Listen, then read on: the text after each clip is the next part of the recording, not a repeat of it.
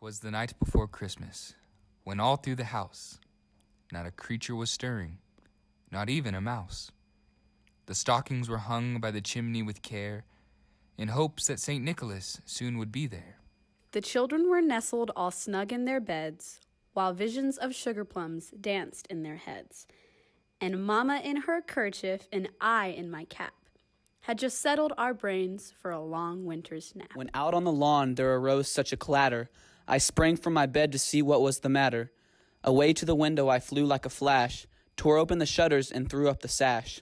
The moon was on breast of the new-fallen snow to objects below, when what to my wondering eyes should appear but a miniature sleigh and 8 tiny reindeer, so lovely and quick, I knew in a moment it must be Saint Nick. Rapid than eagles, his coursers they came, and he whistled and shouted and called them by name.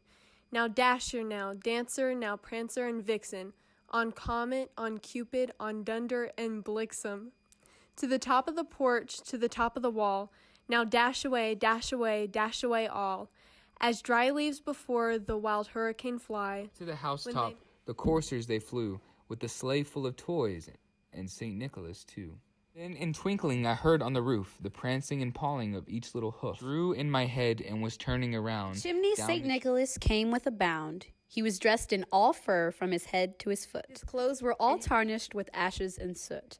A bundle of toys was flung on his back, and he looked like a peddler just opening his pack. His eyes, how they twinkled, his dimples, how merry. His cheeks were like roses, his nose like a cherry. His droll little mouth was drawn up like a bow. The beard of his chin was as white as the snow. The stump of a pipe he held tight in his teeth, and the smoke it encircled in his head like a wreath. He had a broad face and a little round belly that shook when he laughed like a bowl of full jelly.